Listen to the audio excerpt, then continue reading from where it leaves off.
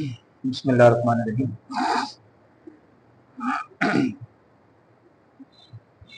नहमदुहु व नुसल्ली व नुसल्लिमु अला सय्यदिना व मौलाना मुहम्मदिन रसूलिहिन नबिय्यिल अमीनिल मकीनिल हनीफिर रहीम। अम्मा बाद, अऊज़ु बिल्लाहि मिनश शैतानिर रजीम। बिस्मिल्लाहिर्रहमानिर्रहीम।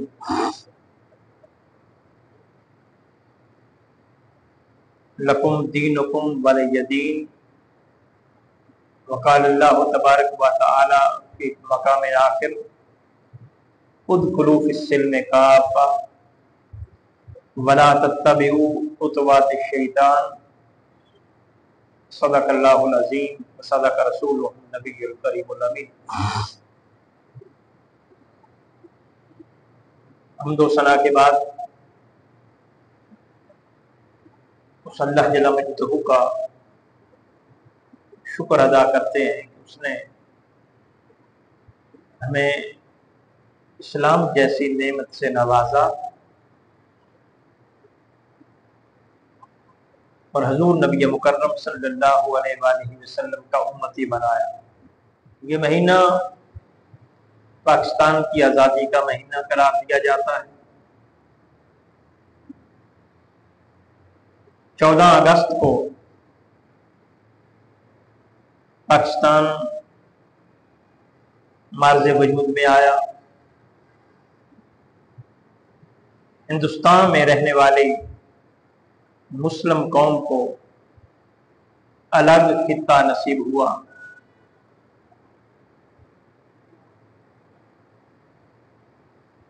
और हजूर नबी मुकर्रम सल्लल्लाहु अलैहि वसल्लम इस खित्ते की तरफ मुंह करके बैठा करते थे और फरमाया करते थे, मुझे उस इलाके से ठंडी हवा आती है। किसी ने उसकी बड़ी खूबसूरत तर्जमानी की है, मेरे मेरे अरब को आई ठंडी हवा जहां से, मेरे अरब को आई ठंडी हवा जहां से, मेरा वतन वही है, मेरा वतन वही है। और नक्श है जो दिल पर वो तहरीर पाकिस्तान है।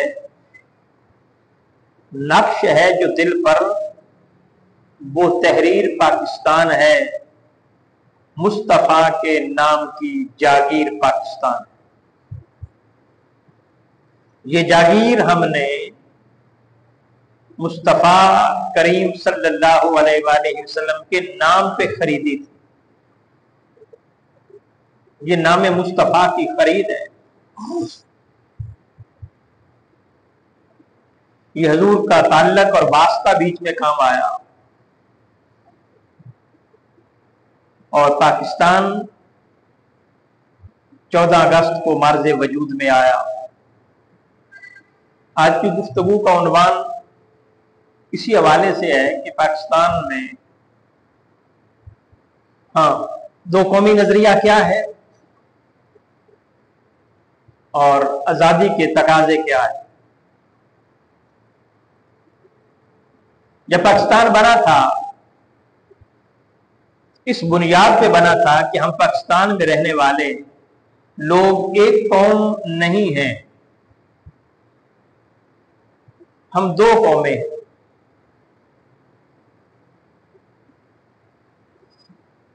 बाज लोगों ने कहा यह कैसे हो सकता है, कौम वतन से बनती है, मजहब से नहीं। वतन हमारा एक है। तो कुछ उलमा ने और कैद आजम अलैहिर्रहमा ने इस बात पर जोर दिया कि नहीं, कौम वतन से नहीं बनती, कौम मजहब से बनती है। अब इसकी दलील जो है यही कौमी नजरिया है। अल्लाह जल्ल मजदहू ने कुरान मजीद फुरकान हमीद में एक पूरी सूरत को नाज़िल किया इस दो कौमी नजरिए पर। हजूर नबी मुकर्रम सल्लल्लाहु अलैहि वसल्लम जिस खित्ते में रहते थे उसका नाम अरब है। वतन एक था, खानदान एक था, कबीला एक था, रिश्तेदारियां थी, लेकिन वो आपके दुश्मन थे। इन सारी चीजों के बावजूद वो आपका नाम सुनना गवारा नहीं करते थे। आप और आपके साथियों के जानी दुश्मन थे। ये क्यों हुआ? इसलिए हुआ कि आपका और उनका दीन नहीं मिलता था। अब दीन ने कौम को, कबीले को, खानदान को जुदा कर दिया।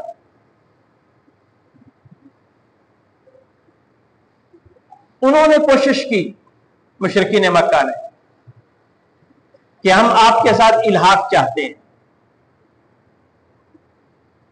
हम एक कौम है, आप एक साल हमारे दीन पर अमल पैरा हो जाएं, अगले साल हम आपके दीन पर अमल पैरा होंगे। एक साल आप हमारे बुतों की पूजा कर रहे हैं, अगले साल हम आपके खुदा को पूजेंगे। अल्लाह जल्ल वजल्लहु ने जवाब दिया, मेरे महबूब इनको आप जवाब दे दो मेरी तरफ से कि या अय्युहल काफिरून, ऐ काफिरो, ला आबुदु मा ताबुदून, मैं उनकी इबादत नहीं करता जिनकी तुम करते हो।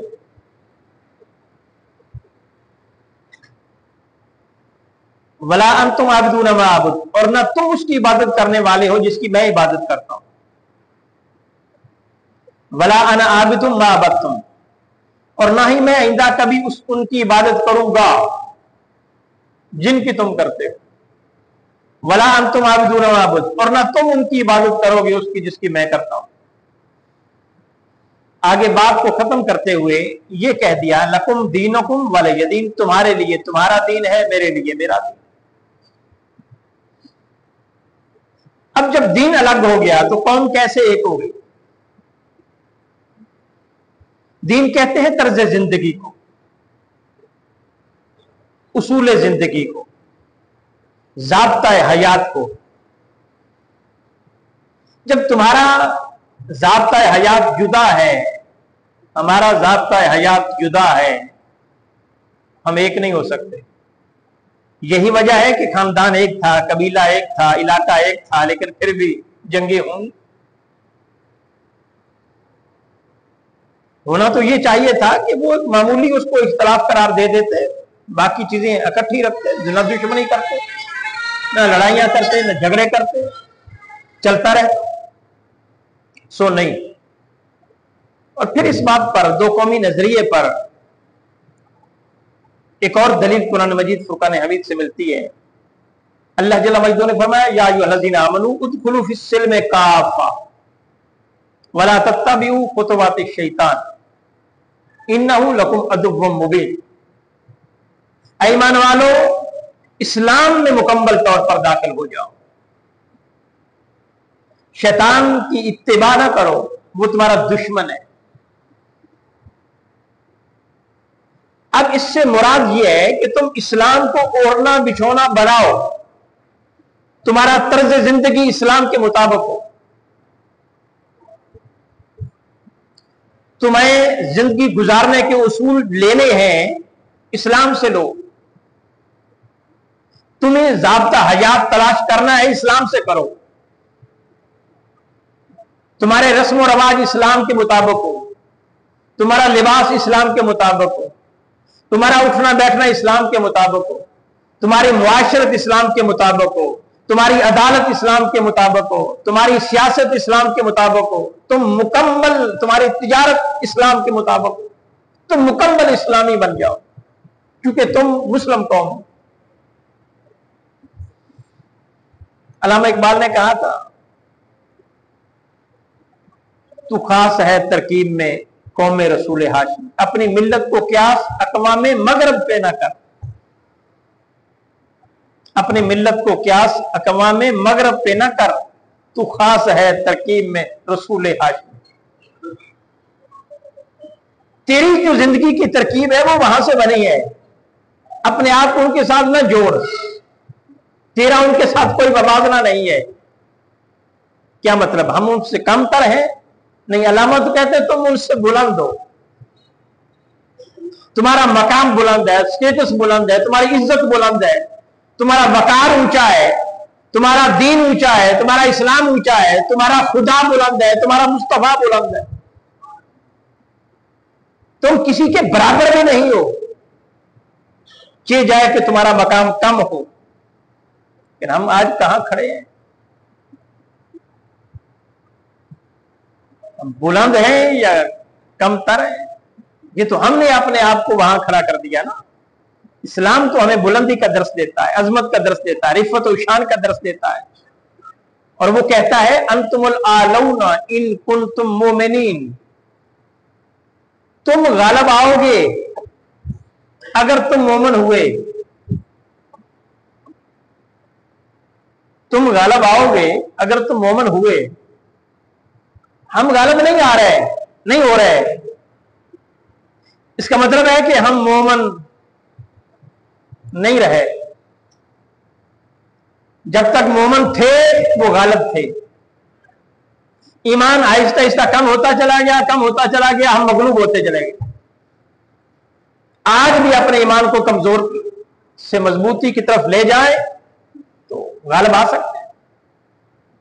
ये दीन आया ही गालिब होने के लिए। वल्लज़ी अरसला रसूलहु बिल हुदा व दीनिल हक लियुज़हिरहु अलद दीन कुल्लिही, हमने रसूल को भेजा ही इसलिए है कि इस दीन को यानी इस्लाम के रवाज को गालिब करे। ये मगलूब होने वाला दीन है ही नहीं। मुसलमान कौम मगलूब होने के लिए नहीं आई। ये बस औकात 1 10 पे भारी है, फिर 1 100 पे भारी है, फिर 1 1000 पे भी भारी है। ये जितनी जंगें ईमान वालों की हुई आका अलैहिस्सलाम के दौर और आपके बाप के दौर में, कभी भी बराबर का लश्कर नहीं मिला। 313 के मुकाबले में 900 है, 950। ग़ज़वा मुअत्ता में 30,000 के मुकाबले में 1 लाख है। बराबर का नहीं जोड़ मिला। मुसलमान तादाद में कम रहे, लेकिन क्योंकि इस्लाम के पास ताकत ज्यादा है, उस ताकत के बलबूते पर इस्लाम गालिब रहा। शर्त यह है कि मुखलस हो। यह शर्त है कि मुखलस हो। वो मुखलस थे सो गालिब आ गए। हम मगलूब हैं तो इसका मतलब है कि हम मुखलस इस्लाम के साथ नहीं हैं। इससे बढ़ के बदनसीबी क्या हो सकती है कि हम जिसका कलमा पढ़ते हैं अल्लाह का, उसके साथ मुखलस ना हो। जिस रसूल की मोहब्बत का दम भरते हैं उस रसूल के साथ मुखलस ना हो। हमने उस रसूल की कौम से फिर मुखलस क्या होना है? यही वजह है कि वो जलील हो रहे हैं, हमारे साथी मर रहे हैं, जिल्लत और रुसवाई का शिकार, भूखे मर रहे हैं, बच्चे बिलक रहे हैं, उनकी लाशें कुत्ते उठाकर गलियों में फिर रहे हैं। हम खामोशी से प्यार की नींद सोए बैठे, जूं तक नहीं रेंगती हमारे जिस्म। हालांकि रसूलुल्लाह की उम्मत है। मेरे नबी मुकर्रम सल्लल्लाहु अलैहि वसल्लम ने फरमाया क़यामत के दिन मैं अपनी उम्मत की कसरत पर फख्र करूंगा। उम्मती होने में वो हमारे साथ बराबर के शरीक है। और मेरे हुज़ूर ने फरमाया मेरी उम्मत जिस्म वाहिद की मानद है। अगर जिस्म के एक हिस्से को तकलीफ होती है तो सारा जिस्म उसके लिए तकलीफ बर्दाश्त करता है। तो हुज़ूर ने इस उम्मत को जिस्म वाहिद कहा, हमने उसको काट के अलग कर दिया। अगर जिस्म वाहिद समझते तो हम तकलीफ में होते। हमारा सुकून, हमारा इत्मीनान हमें बता रहा है कि हमारा जिस्म वाहिद नहीं। तो पाकिस्तान दो कौमी नजरिए पर बना कि वो और कौम है, ये और कौम है। उसका तमद्दन अलग है, उसका रवाज अलग है, उसकी रस्में अलग है, उसका दीन अलग है, उसकी मुआशरत अलग है, उसकी तिजारत अलग है, उसकी सियासत अलग है, उसकी अदालत के उसूल अलग है हमसे। खानगी जिंदगी से लेकर आखिरत तक उसके अलग उसूल हैं, अलग ज़ाब्ते हैं। हमारा उनके साथ कोई ताल्लुक नहीं। ये बात कैद आजम ने गलबन पिशावर के जलसे में कह दिया कि हम अलग कौम है, हिंदू अलग कौम है, हमारा रहन सहन, हमारा कल्चर, हमारा रस्म रिवाज सारा कुछ अलग है। सो हम एक खित्ते में क्यों रहे, हम इकट्ठे क्यों रहे। एक हिंदू साहबी था, उसने कहा कि यह कैसे हो सकता है कि एक इलाके के रहने वाले, एक खित्ते में रहने वाले अलग हो जाएं। ये बात आपने किस बुनियाद पर कह दी है। वो एक दूसरे के दुख सुख में शरीक होते हैं, एक दूसरे की मदद करते हैं, एक खित्ते में रहते हैं, इकट्ठे रहते हैं, अब अलग कैसे बना दिए आपने। लिहाजा हमारा हक है कि हमें रहने दिया जाए इकट्ठा, ये दरार पैदा ना करें। हिंदू मुस्लिम भाई भाई के नारे लगाए गए, हम भाई भाई हैं, हम इकट्ठे रहेंगे, भाई भाई तो इकट्ठे रहता। कैद आजम खामोश हो गए। थोड़ी देर के बाद आपने पानी मांगा और आधा गिलास पानी पिया। करीब हिंदू साफी था, उसको आपने वो बचा हुआ पानी दिया, या पी ले। उसने कहा मैं तो किसी मुस्लिम का पानी नहीं पीऊंगा, नहीं पिया। थोड़ी देर हुई तो एक तुर्की नस्ल मुसलमान नजर आया, आपने उसको करीब बुलाया, उसको बचा हुआ पानी दिया, उसने पी लिया। आपने फरमाया देख, तेरा मेरा इलाका एक है, ताल्लुक एक है, खित्ता एक है, मुल्क एक है, आप कौम भी एक बता रहे हो, लेकिन आपने मेरा बचा हुआ पानी नहीं पिया। हमारी जबान एक है, हमारा कल्चर एक है, रवाज हमारे एक है, लेकिन उसका हमारा खित्ता एक नहीं है, जबान एक नहीं है, कल्चर एक नहीं है, रवाज एक नहीं है। तुर्कियों का कल्चर हमारे साथ नहीं मिलता। इसने पी लिया। वो क्या चीज थी जिसने तुझे मुझसे दूर किया, उसे मेरे करीब किया। फरमाया वो खित्ता और वो कल्चर नहीं है, वो इस्लाम है। लिहाजा हम इस बुनियाद पर इकट्ठे नहीं रह सकते, हम उस बुनियाद पर इकट्ठे रह सकते हैं। हमारे इकट्ठे रहने की बुनियाद ये कल्चर और ये खित्ता नहीं है, हमारी इकट्ठे रहने की बुनियाद इस्लाम है। अब आप खुद फैसला कर लें कि आपने पानी नहीं पिया, मैं आपके साथ जिंदगी गुजारूं, जिसने पी लिया है उसके साथ गुजारूं। तो ये दो कौमी नजरिया है। इस बुनियाद पर हमने उनको अपने से जुदा कर दिया और खुद अलग हो गए। और अल्लामा इकबाल ने कहा था, उन्होंने कहा था कि हम ऐसा खित्ता हासिल करना चाहते हैं जिसमें इस्लाम को आजादी हो। क्या मतलब इस्लाम को आजादी हो? इस्लाम के बताए हुए उसूलों के मुताबिक अमल करने की आजादी हो। और हमारे कानून में लिखा है 1973 का आईन में कि इस्लाम पाकिस्तान की रियासत में मुसलमानों को इस बात की आजादी है कि वो इस्लामी उसूलों के मुताबिक जिंदगी गुजार सकें। आजादी है, कानून में लिखा है इस्लामी उसूलों के मुताबिक जिंदगी गुजारें। आपने एक बिजली का मीटर लगवाना हो, इस्लामी उसूलों के मुताबिक आप कहें कि मैंने रिश्वत नहीं देनी तो लग जाएगा। आप अपने पैसे किसी बैंक में रखना चाहें कि घर में महफूज नहीं है और मैं सूद के बगैर मुनाफा लेना चाहता हूं, कि आपको मिल जाएगा? इल्ला माशाअल्लाह।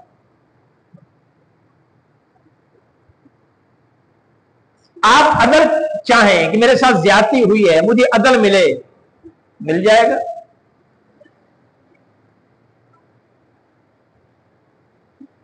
आप कहें कि मुझे मिलावट से पाक चीजें मिलनी चाहिए, यह मेरा इस्लाम कहता है। मुझे हराम गोश्त नहीं खाना, मेरा इस्लाम कहता है। लिहाजा हुकूमत वक्त इन्वायरमेंट कायम करे कि वो हराम गोश्त ना मेरे तक पहुंचे, हलाल पहुंचे, मिल जाएगा। ये 3 पिछले दिनों गाड़ियां शाहकोट के कुर्बो जवार से हराम गोश्त की पकड़ी गई, मुर्दा गोश्त की पकड़ी गई। पता ही नहीं चला वो उनका, बंदे पकड़े गए, कोई पता चला क्या बना उसका, कौन था, कहां से लाता था, कहां लेकर जाता था, किसको खिलाता था, अंदाजा कर लो। अगर उनको लटकाया होता तो पीछे से आमदोरफ्त बंद हो जाती। अब उनको इजाजत दे दी, छुट्टी दे दी, आजाद कर दिया, अब फिर आएगा। लिहाजा आप हराम से नहीं बच सकते यहां रहकर, अपने बच्चों को हलाल नहीं खिला सकते यहां रहकर। तो अल्लामा इकबाल ने कहा था हमें अलग वतन चाहिए, हम उसमें इस्लामी उसूलों के मुताबिक जिंदगी गुजारें। कुछ लोगों ने कहा कि ये आप गलत कर रहे हैं, ऐसा नहीं करने चाहिए, हमें इकट्ठा वक्त गुजारना चाहिए, इकट्ठे रहना चाहिए। जब बासो मुबासा हुआ तो उनकी तरफ से इतराज हुआ कि हमें प्रॉब्लम क्या है, यहां पे हम नमाज पढ़ते हैं, रोजा रखते हैं, हज करते हैं, ज़कात देते हैं, सारा कुछ करते हैं। तो अल्लामा ने कहा अफसोस तुम्हारी ये सोच पर, मुल्ला को जो है हिंद में सजदे की इजाजत, तो इस्लाम समझता है, तो वो समझता है कि इस्लाम है आजाद। मुल्ला को जो है हिंद में सजदे की इजाजत, तो नादान ये समझता है कि इस्लाम है आजाद। यानी उसने इस्लाम सिर्फ नमाज रोजा को लिया ना, इसलिए कहा आजादी है, फिर जरूरत क्या अलग की। अल्लामा ने कहा नहीं, नमाज इस्लाम नमाज रोजे का नाम नहीं है, इस्लाम नाम है निजाम सियासत इस्लामी हो, इसका निजाम तिजारत इस्लामी हो, निजाम रियासत इस्लामी हो, निजाम अदल इस्लामी हो, निजाम मुआशरत इस्लामी हो, पूरा इस्लाम का माहौल हो, ये इस्लाम है। और इसकी इजाजत हिंदुस्तान में नहीं है।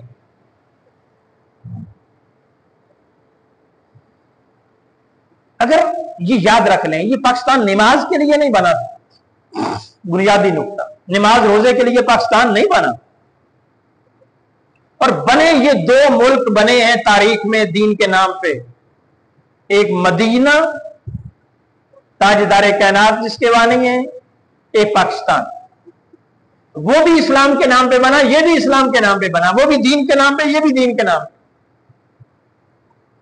ये दो मुल्क हैं जो दीन के नाम पे बने।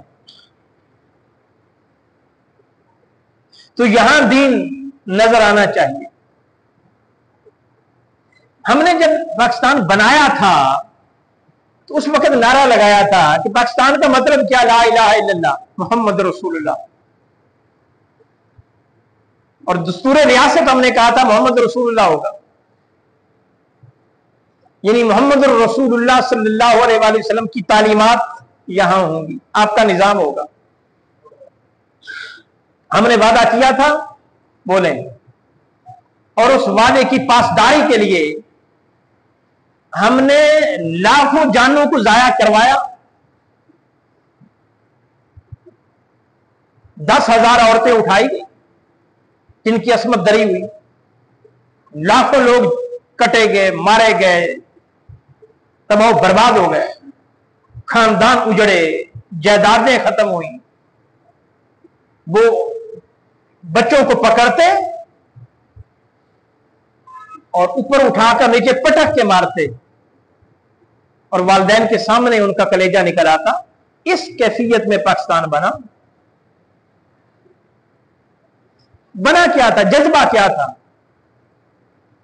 ला इलाहा इल्लल्लाह मोहम्मद रसूलुल्लाह, ये जज्बा था जिसने तकलीफ को तकलीफ नहीं रहने दिया, जिसने परेशानी को परेशानी नहीं रहने दिया। जज्बा बहुत था, मकसद बड़ा अजीम था, मंजिल बड़ी अजीम थी, जिसने सफर को जारी रखने पे मजबूर किया, वापस नहीं हटे, क्योंकि एक मंजिल हासिल करनी है। मंजिल खित्ता नहीं था, मंजिल इस्लाम था। खित्ता मंजिल नहीं था, वो चढ़दा पंजाब, ये लांदा पंजाब, कोई फर्क नहीं था। उनको यह था कि वहां ला इलाहा इल्लल्लाह मोहम्मद रसूलुल्लाह होगा लहंदे पंजाब में, इसलिए हम जा रहे हैं चढ़दे पंजाब को छोड़ के। और हमने वादा किया था और हमने उसको पूरा कर दिया 77 साल के बाद? सवाल है। अब दूसरा सवाल है, हम उसको पूरा करने की तरफ सफर जारी रखे हुए हैं? जवाब नफी में है। तीसरा सवाल, हम उस वादे को पूरा करना चाहते हैं? जवाब फिर भी नफी में है। अब जो ठेकेदार बनी हुई हैं जमातें पाकिस्तान की, सियासी जमातें, उन्होंने तो ये नारा लगाना ही छोड़ दिया ना। कभी किसी जलसे से इस नारे की आवाज आती है कि पाकिस्तान इसलिए बना था, लिहाजा दस्तूर इसको मोहम्मद रसूलुल्लाह का दिया जाए। उस वक्त वादा किया था दस्तूर रियासत क्या होगा? मोहम्मद रसूलुल्लाह सल्लल्लाहु अलैहि वसल्लम। और फिर कुरान क्या कहता है? ऊफू बिल्लाहदे इन्नल अहदा काना मसूला। वादा पूरा करो, वादे के बारे में पूछा जाएगा। और मेरे नबी मुकर्रम सल्लल्लाहु अलैहि वसल्लम ने फरमाया, जिसकी जिंदगी में अहद नहीं है उसका ईमान नहीं है। और हम पूरी कौम उस वादे से मुनहरिफ हो चुकी है, पूरी कौम मुनहरिफ हो चुकी, और चाहती भी नहीं कि वादे का इफा किया जाए। हमने खुद को एडजस्ट कर लिया इस करप्शन के माहौल में, इस ताबूती लादीनी शैतानी निजाम में हमने खुद को एडजस्ट कर लिया है और मुतमईन हो बैठे हैं। जिसको 4 आने मिलते हैं वो खुश है, जिसको नहीं मिलते वो अपने मुकद्दर पे रोता है कि मेरा मुकद्दर ही ऐसा है। किसी पर कोई गिला वो भी नहीं करता। ये इन लोगों ने एक साजिश के तहत गरीबों को एक मुकद्दर की डोज देकर बता दिया कि जब तुम्हारे हकूक का इस्तेसाल हो रहा हो, तुम्हारे हकूक लूटे जा रहे हो, तुम तक तुम्हारा काम ना जाता हो, तो वसाइल ना जाते हो, तो तुम कहना ये मेरा मुकद्दर था। तुम किसी को गलत ना कहना, मुकद्दर कहकर बैठ जाना आराम से, अल्लाह ला खैर सल्ला। इस्लाम के नाम पर यह मुकद्दर की बात प्रमोट की गई ताकि कोई भी मुस्लिम किसी के खिलाफ, सरमायादाराना निजाम के खिलाफ आवाज बुलंद ना करे, मुकद्दर समझकर इसको खामोशी से बर्दाश्त करे। वो क्या किसी ने कहा मेरे देश के लोगों शिकायत क्यों नहीं करते? हम शिकायत नहीं करते। तुम इतने जुल्म सहकर भी बगावत क्यों नहीं करते? बगावत करने के लिए भी तैयार नहीं, शिकायत करने के लिए भी तैयार नहीं। एडजस्ट हो गए, खुद को कर लिया। लेकिन क़यामत के दिन अल्लाह पूछेगा कि वादा किया था, लाखों लोगों ने जानें दी थी, औरतों ने इज्जतों के सौदे किए थे पाकिस्तान की खातिर। वो चंद साल पहले किसी खातून की बात कही गई कि वो पाकिस्तान ना पहुंच सकी, उसकी शदीद ख्वाहिश थी कि पाकिस्तान पहुंचे, लेकिन ना पहुंच सकी, वहीं रह गई। तो पाकिस्तान से कल्बी ताल्लुक, मोहब्बत का, एक इस्लाम का रिश्ता। कोई पाकिस्तान का बंदा मिला तो उसने कहा कि आप कितने खुश नसीब हो, पाकिस्तान में हो। सतान कहते हैं जगह को, पाक कहते हैं पाक। पाकिस्तान पाक जगह, इसका माना है पाक जगह, तुम पाक जगह में हो। और ये अलग बात है कि हमने इसको पाक रहने दिया है कि नहीं। उसने कहा तुम बड़े खुशकिस्मत हो, तुम पाकिस्तान में हो, और हमारा कल्ब उधर ही है। दिली तौर पर हमें पाकिस्तान से मोहब्बत है, और मेरा इतना यकीन है पाकिस्तान के हवाले से कि जब मेरे बच्चों को कोई तकलीफ होती है, बीमार होते हैं, तो मैं पाकिस्तान का नाम लेकर उन पर दम करती हूं, अल्लाह उनको सेहत अता फरमाए। क्योंकि मंजिल अच्छी थी, मकसदियत अच्छा था कि इस्लाम के लिए पाकिस्तान लिया है, इस्लाम के लिए बनाया गया, इस्लाम के लिए हम आए। लेकिन अफसोस इस्लाम दूर दूर तक दिखाई नहीं देता। कैद आज़म ने 2 कौमी नजरिया दिया था, अब 2 कौमी नजरिया है यहां पे कोई? कैद आज़म की रूह देखती होगी और तड़पती होगी और कहती होगी, क्या इसलिए तकदीर ने चुनवाए थे तिनके कि बन जाए नशेमन तो कोई आग लगा दे? क्या ये इतनी कुर्बानियां इसलिए हुई थी कि इंसाफ नजर ना आए, मुसावात नजर ना आए, एहसास नजर ना आए, प्यार नजर ना आए? मुसलमान मुसलमान का गला काटे, चोरी का बाजार गर्म हो, डाका जनी आम हो, झूठे वादे किए जा रहे हो, लोगों को लूटा जा रहा हो, इसलिए ये बना था। अब पूरे एशिया में, पूरी दुनिया में पाकिस्तान के पास वसाइल ज्यादा है। इज्तिमाई तौर पर देखा जाए हर चीज में, कोई मुल्क किसी हवाले से आ गया, कोई किसी हवाले से आ गया, लेकिन जरूरत की सारी चीजें पाकिस्तान में बहुत ज्यादा। लेकिन पाकिस्तान इंटरनेशनल लेवल पर तो क्या, एशिया में भी किसी की बराबरी नहीं कर पा रहा, किसी के बराबर नहीं, सबसे कम तर। इसका जिम्मेदार कौन है? हकीकत में देखा जाए तो हम नहीं, अवाम। जिनकी पांचों घी में है उनको तो कोई फर्क नहीं पड़ता, पाकिस्तान तरक्की करे या ना करे। 2.5 करोड़ बच्चे स्कूल नहीं जा रहे आपके, 2.5 करोड़ बच्चे, और ये हुकूमत की जिम्मेदारी है कि बच्चों को तालीम दे। पाकिस्तान में जागीरदाराना सिस्टम खत्म नहीं किया गया, वो जागीरदार और सरमायादार वडेरे पाकिस्तान के वसाइल पर काबज है, अशराफिया बन। 1300 हर साल सिंध में खुदकुशियां होती हैं, ये रिपोर्टें जो है। पाकिस्तान दुनिया का पहला नंबर रखता है जहां बच्चे बचपन में सबसे ज्यादा मरते हैं, ये पाकिस्तान। आज से 4 साल पहले शुगर में चौथे नंबर पर पाकिस्तान था, आज पहले नंबर पर है। यरकान में पहले नंबर पर है, यरकान से आगे फिर ये कैंसर बनता है, जिगर की प्रॉब्लम्स आती हैं। तो इन सारी चीजों में, तालीम में पीछे, इंसाफ में पीछे, इंसाफ में 130-32 नंबर पर, इक्तिसादी तरक्की में हमारा जो नंबर है वो 130 है। पुलिस की कारकर्दगी में हमारा नंबर 97 है दुनिया में। सेहत और बुनियादी तालीम में हमारा नंबर 117 है। और वसाइल में पाकिस्तान में जो कुदरती चीजें हैं पाई जाती वो बहुत ज्यादा है। अल्लाह ने कुदरती चीजों से माला माल किया। आप सुनकर रह रहे होंगे कि अल्लाह ने पाकिस्तान पर कितना करम किया हुआ है।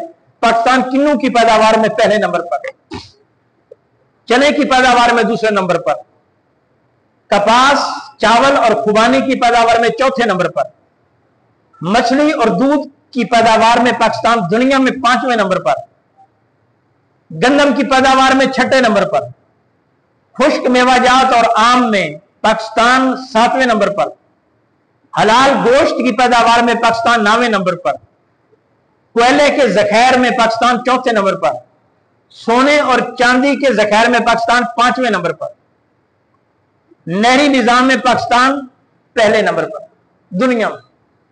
यानी कुदरती वसाइल में टॉप 10 में हम शामिल हैं। लेकिन इस करप्शन ने पाकिस्तान का हुलिया बिगाड़ दिया, पाकिस्तान को तबाह बर्बाद करके रख दिया। अब लोग पाकिस्तान में रहना, अब देखें जिस बरतानिया से आजाद हुए थे 77 साल के बाद, ये यौम आजादी मनाते हुए शर्म से डूब क्यों नहीं मरते कि जिस बरतानिया से आजाद हुए थे और फख्र किया था कि हम बरतानिया से आजाद हो गए, आज उस बरतानिया में जाने के लिए लोग अपने घर बार को बेच रहे हैं। 40-40, 50-50 लाख लोग लगा के बरतानिया जा रहे हैं जिनसे आजादी ली थी। अब अगर इजाजत हो पाकिस्तान बरतानिया का वीजा फ्री में लग जाए तो ये पाकिस्तानी पाकिस्तान में ही रहेंगे। ईमान से कहो, खुदा के घर में बैठे हो, जो हालात जो हशर इस मुल्क का इन जालिमों ने कर दिया, यहां कोई रहना गवारा करता है तो फिर आजादी बरतानिया में जाकर पाकिस्तान की मनाओगे? बोले बरतानिया में जाकर यौम आजादी मनाएंगे हम? फिर यहां कोई रहना गवारा नहीं करता, यौम आजादी मनाए जा रहे हैं। इसको यौम आजादी के काबिल बनाया जाए। करप्शन से पाक किया जाए, बदजुल्मानी से पाक किया जाए, चोरों से इसको निजात दी जाए, गुलामी की जंजीरें तोड़ी जाए। ये शराफिया ने हमें गुलाम बना रखा, करप्ट सियासतदानों ने गुलाम बना रखा। ये 23 और 24 में मैं आज रिपोर्ट पढ़ रहा हूं, मुत्तहिदा अरब इमारात, सिर्फ मुत्तहिदा अरब, जो पाकिस्तानी गए हैं वो 2,30,000 लोग गए, और इससे तादाद ज्यादा है सऊदी अरब, और बाकी यूरोप में तो फिर लोग बहुत ज्यादा जा रहे हैं। लोग अपने, यकीन करें, मकान बेच के जा रहे हैं। मुझे कल किसी दोस्त ने कहा कि मेरा बेटा जा रहा है, तो वो 6 मरले का मकान है, वो 70-80 लाख का है, वो 55 में भी कोई ले ले तो हम उसको भेजने की, 4 बेटे हैं, एक को भेज रहा है, एक ही वाहिद उसका है कि वो मकान ही है बस, और कुछ, वो भी भेज रहा है। बरतानिया में जाना, जिनसे आजादी ली थी। शर्म तो नहीं आती हमें? हमें क्या नहीं, हुक्मरानों को भी नहीं आती। आजादी किस चीज की भाई? किस जिससे आजादी, उसी के पास तो जाने की ख्वाहिशमंद हो। और हम पिछले दिनों कश्मीर में गए थे सैर सियाहत के लिए, तो वहां कश्मीरियों से पूछा कि तुम यहां खुश हो या वहां? उन्होंने कहा जी हम क्या कहें आपको, यहां 300 रुपए चावल है, वहां 14 रुपये हैं, सिर्फ दरिया नीलम का क्रास है, सामने वो है, इधर ये है। उन्होंने कहा वो सामने 14 रुपए किलो चावल, हमारे यहाँ 300 रुपए चावल। अब आप खुद फैसला कर लें कि हम वहां चाहते हैं या यहां चाहेंगे। वहां 70 मोटरसाइकिल 30,000 का, यहां 1.5 लाख से भी ज्यादा। हम वहां चाहते हैं, यहां चाहते हैं। ये कश्मीर, आजाद कश्मीर का हाल है। ये पढ़े लिखे लोगों की बात कर रहा हूं। और मकबूजा कश्मीर चाहेगा कि हम यहां आए? वो खत्म होगी बात, कश्मीर बनेगा पाकिस्तान। आप वो नहीं कहते, क्यों नहीं कहते? पाकिस्तान का हुलिया बिगाड़ के रख दिया। पाकिस्तानियों को नहीं पाकिस्तान में जीने दिया जा रहा, हक बात नहीं करने दी जा रही, इंसाफ नहीं मिल रहा, अदल नहीं है। ये 3 गाड़ियां पकड़ी गई, मैंने पहले कहा, मुर्दा गोश्त की, वो नहीं, पता ही नहीं चला कि कहां से आई, कहां गई, क्या हुआ उनके साथ। जिम्मेदारों को सजा नहीं दी गई, तो मुर्दा गोश्त खिलाया जा रहा है, मिलावट ज्यादा खुराक दी जा रही है, टैक्स आए दिन बढ़ाया जा रहा है, टैक्स की कुछ सहूलत नहीं। ये देखें आप, बाहर से हम अंदर आते हैं तो ये किस हाल में गुजर के आते हैं, कपड़े पाक नहीं रहते, कोई पुरसाने हाल नहीं। दुआ है अल्लाह जल्ल मजदूर पाकिस्तान को कायम रखे और चोरों से आजाद करवाए। वाखिर दावाना अनिल हम्दुलिल्लाह।